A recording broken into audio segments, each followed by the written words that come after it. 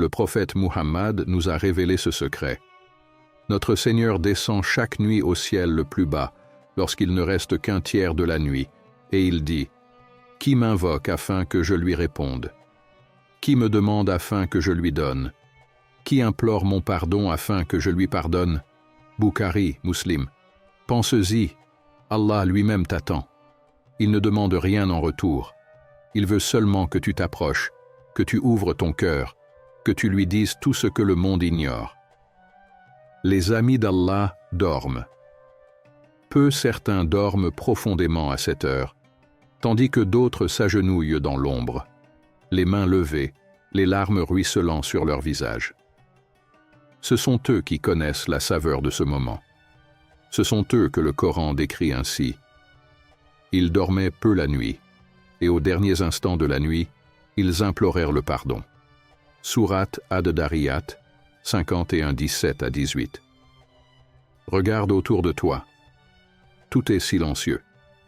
Mais ton âme, elle, entend quelque chose. Un appel subtil. Une invitation divine. As-tu déjà ressenti cette quiétude avant l'aube? Il y a un moment où la nuit s'apprête à céder la place à l'aube, où l'air devient plus léger, plus pur, où le monde dort encore, mais où ton cœur, lui, bat plus fort. C'est ce moment que les sages recherchent. C'est ce moment où l'on demande, où l'on pleure, où l'on se rapproche d'Allah comme jamais. Alors, la prochaine fois que l'obscurité t'entoure, souviens-toi, ce n'est pas juste une nuit ordinaire. C'est une opportunité. C'est ton instant d'intimité avec celui qui ne dort jamais. Troisième. L'invocation accompagnée d'action. L'invocation est une clé puissante, mais une clé ne sert à rien si l'on ne tourne pas la serrure. Beaucoup lèvent les mains vers le ciel, mais combien se lèvent pour agir? Le chameau attaché et la foi. Active. Un jour, un homme est venu voir le prophète Muhammad et lui a posé une question pleine de sagesse. Dois-je attacher mon chameau et faire confiance à Allah, ou bien le laisser libre et faire confiance? Le prophète lui répondit avec une clarté inoubliable. Attache-le, puis place ta confiance en Allah. Tirmidhi. Ce hadith est un rappel profond. La foi n'est pas une excuse pour l'inaction. Elle est un moteur, un guide, un souffle qui pousse à l'effort. L'invocation sans action est incomplète. Combien de fois as-tu demandé à Allah un travail sans postuler, une réussite sans étudier, un changement sans quitter tes mauvaises habitudes? Allah nous rappelle cette vérité dans le Coran et dit « Agissez ». Allah verra votre action, ainsi que son messager et les croyants. Sourate At-Tawbah 905. L'invocation ouvre les portes, mais c'est ton action qui te fait entrer. Ramadan est le mois où l'invocation devient puissante, mais aussi le mois où l'effort est béni. Ramadan, le mois du mouvement et de la transformation. Pense aux grandes histoires de l'islam. La bataille de Badr a été gagnée pendant le mois de Ramadan. La révélation du Coran a commencé pendant Ramadan. Pourquoi? Parce que ce mois est un mois d'effort, de combat intérieur, de persévérance. Alors pose-toi cette question.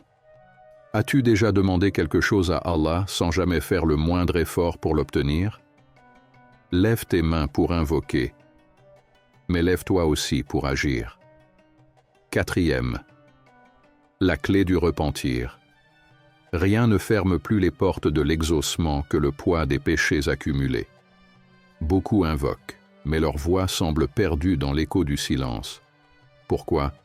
Parce que l'invocation est comme une flèche. Elle ne peut atteindre sa cible si elle est tirée d'un arc brisé. L'invocation bloquée par les péchés. Le prophète nous a avertis de cette réalité.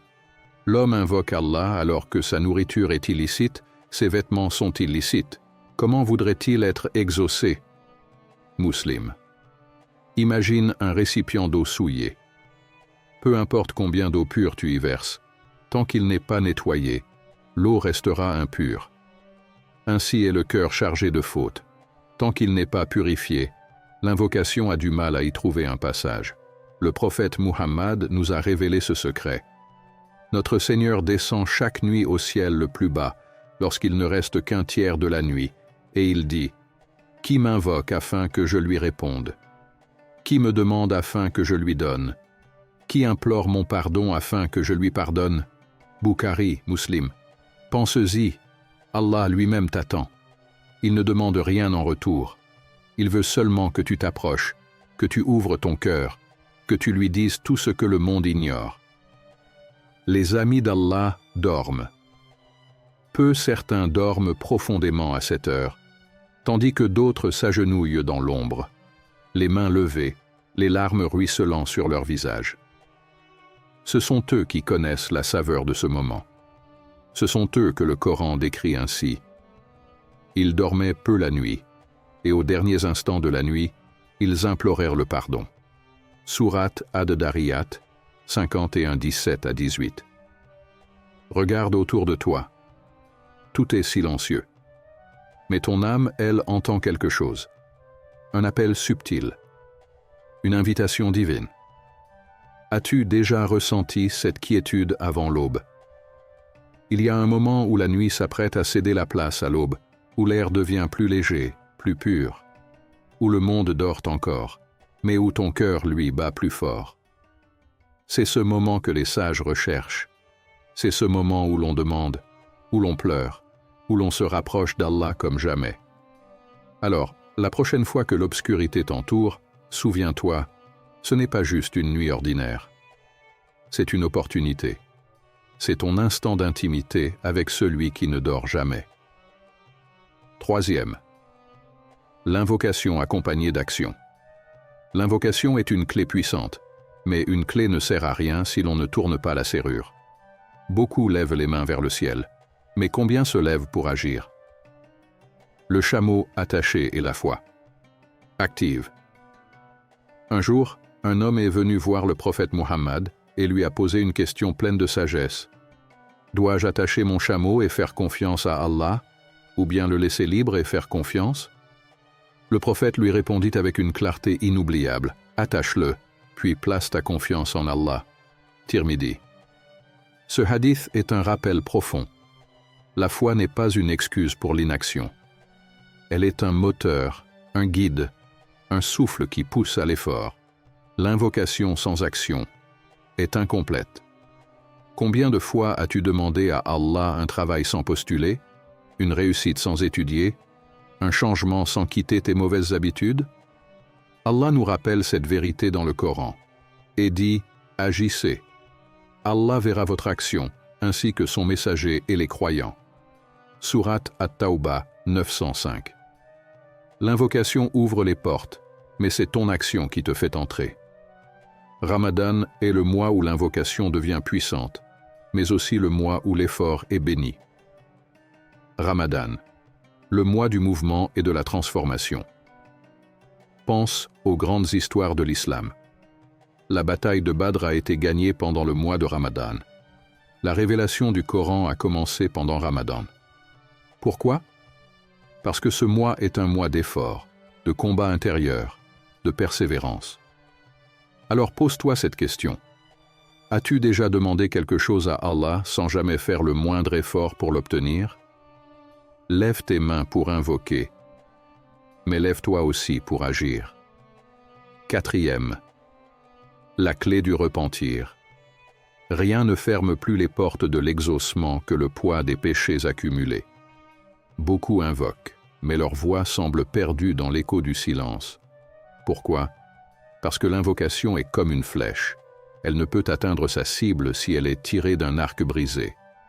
L'invocation bloquée par les péchés. Le prophète nous a avertis de cette réalité. L'homme invoque Allah alors que sa nourriture est illicite, ses vêtements sont illicites. Comment voudrait-il être exaucé? Muslim. Imagine un récipient d'eau souillée. Peu importe combien d'eau pure tu y verses, tant qu'il n'est pas nettoyé, l'eau restera impure. Ainsi est le cœur chargé de fautes. Tant qu'il n'est pas purifié, l'invocation a du mal à y trouver un passage. Ramadan, le mois de la purification. Ce mois béni est un cadeau divin, un moment où Allah ouvre les portes du pardon et attend que ses serviteurs reviennent à lui. Il dit dans le Coran, Ne désespérez pas de la miséricorde d'Allah. Certes, Allah pardonne tous les péchés. Sourate Az-Zumar 39-53. Aucun péché n'est trop grand pour lui. Aucune erreur n'est irréparable. Mais encore faut-il faire le premier pas. Reconnaître, regretter et se détourner du mal. Ton cœur, comme un terrain fertile.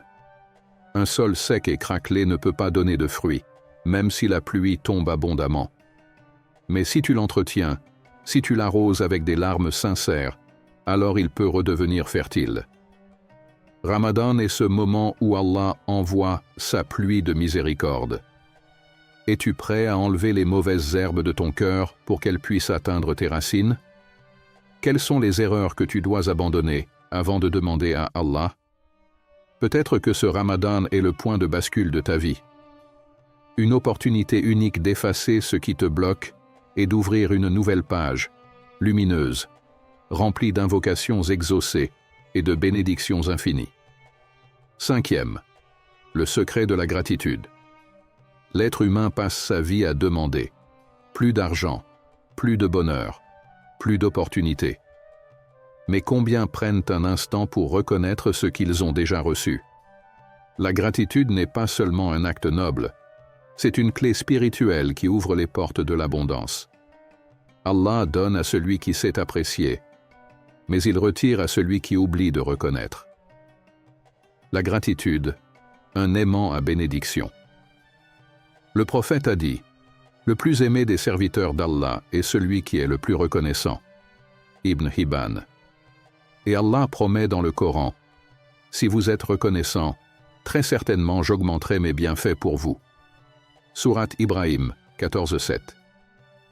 C'est une loi divine. Plus tu remercies, plus tu reçois. As-tu déjà remercié avant de demander? Imagine 2 personnes. L'une reçoit un cadeau et dit immédiatement « Merci » avec un sourire sincère. L'autre le prend sans même un regard de reconnaissance.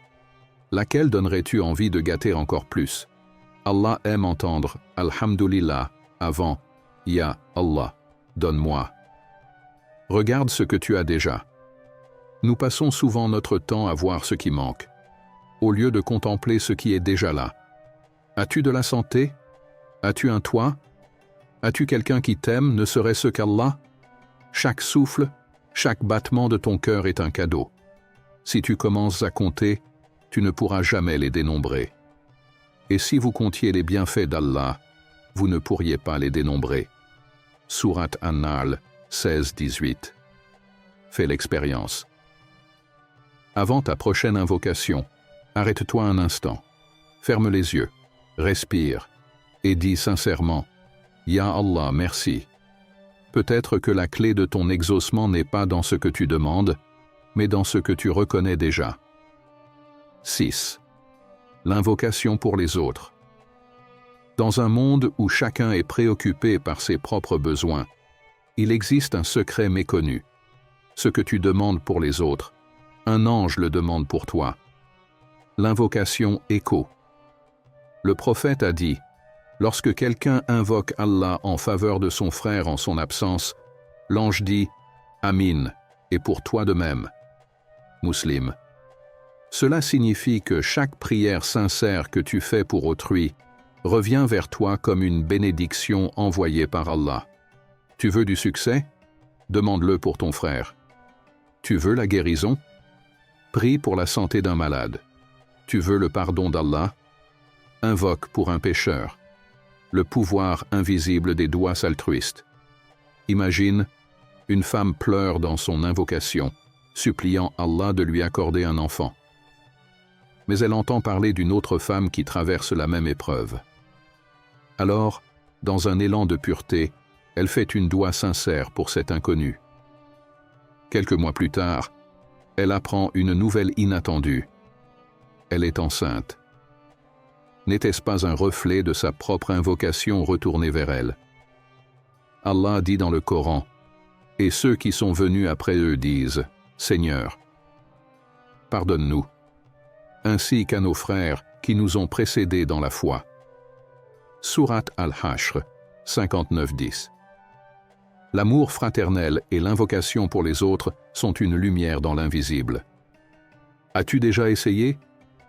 Avant de demander pour toi-même, offre une invocation pour quelqu'un d'autre.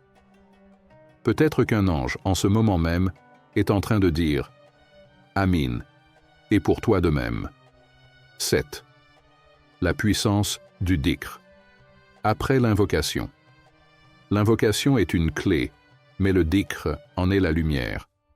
Après avoir demandé à Allah, ne quitte jamais ce moment de connexion sans glorifier son nom. L'élévation après la demande. Beaucoup font des invocations avec ferveur, mais une fois terminées, ils reprennent le cours de leur vie sans prendre un instant pour rester en présence d'Allah. Pourtant, le secret est là. Après avoir demandé, rappelle-toi d'Allah, et il se rappellera de toi. Le prophète a dit, l'invocation entre l'Adhan et l'Iqama n'est pas rejetée. Abu Daoud. Si même un simple moment entre l'Adhan et l'Iqama est un portail où les invocations sont exaucées, imagine le pouvoir d'une dua scellée par du dhikr. Après chaque invocation, prolonge ta connexion.